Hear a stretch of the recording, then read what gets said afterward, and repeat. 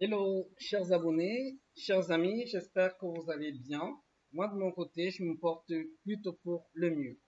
C'est toujours un plaisir que de partager quelques instants avec vous.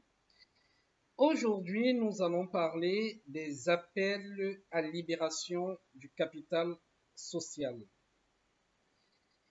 À partir de l'épisode 2, aujourd'hui, on peut dire que vous savez déjà évaluer les apports en capital tels que nous l'avons vu précédemment. Dans cet épisode, nous allons nous atteler à apprendre à traiter comptablement la décision d'une assemblée générale d'appeler une fraction du capital, selon que l'apport initial soit totalement, partiellement ou pas du tout en nature. Si vous êtes bien installé, nous allons y aller immédiatement pour dire que en matière d'appel du capital, ce que vous devez retenir sont ces quelques notions.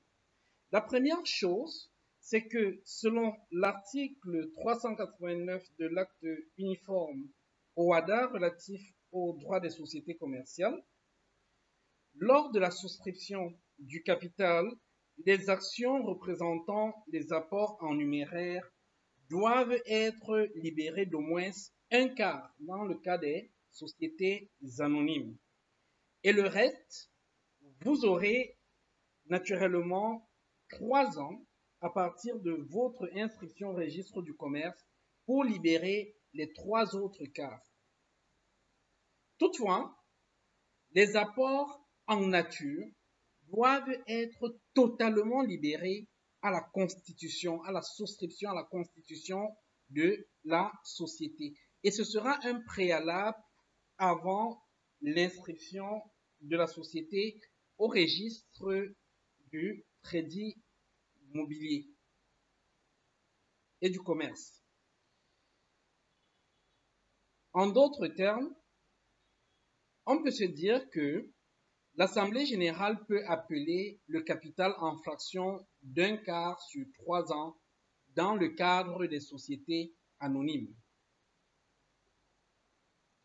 Mais que se passe-t-il dans les autres cas, dans les autres formes juridiques?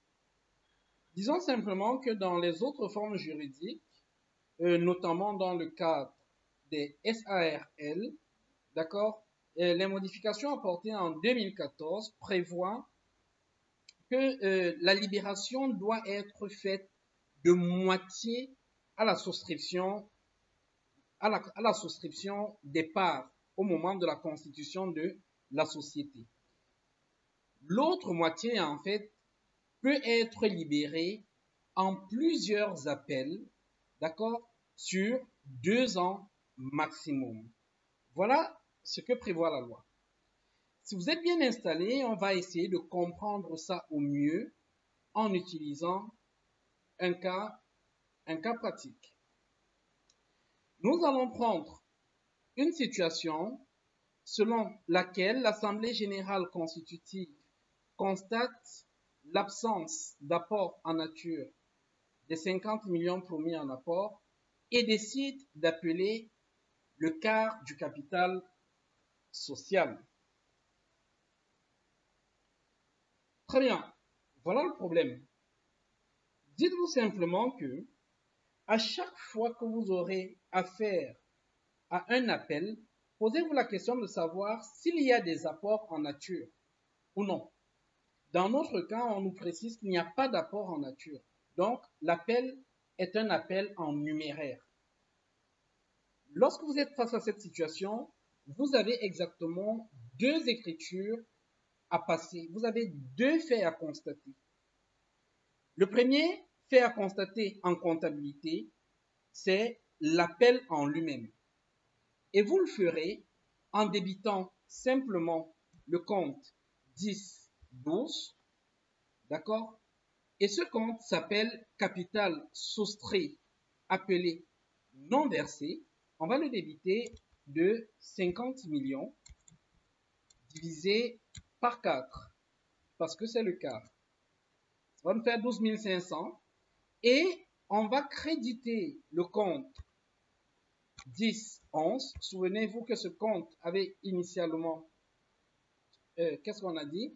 On va débiter le compte 10-11 qui avait initialement été crédité,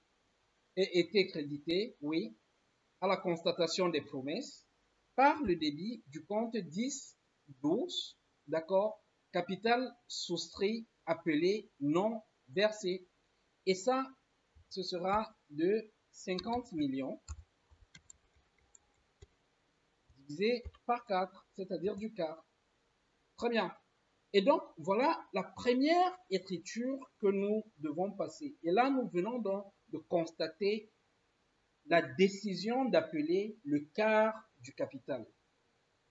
Ensuite, vous devez constater, vous devez matérialiser l'exigibilité auprès des associés de cette fraction appelée. Et pour cela, vous devez simplement débiter le compte 46,7, d'accord, qui s'appelle apporteur restant dû sur capital appelé, par le crédit du compte 109, d'accord, qui avait initialement été débité, d'accord, et ça, ce sera des mêmes montants, voilà, et là, du même montant. Très bien. Donc, chers amis, voilà en principe les deux écritures que vous passez lorsque l'Assemblée générale a décidé d'appeler le capital. D'accord? Deux choses à constater. Premièrement, c'est l'appel en lui-même. Je le fais en débitant le compte 10-11, capital soustrait non appelé, par le crédit du compte 10-12, capital soustrait appelé non versé, et du montant du quart calculé. 12 millions dans notre cas, 12 millions 500 dans notre cas de figure. Ensuite, je matérialise l'exigibilité de cet appel auprès des associés en débitant le compte de chacun des associés. Ici, nous avons passé un bloc, mais dans vos comptes, chaque associé devra avoir son compte 46,7.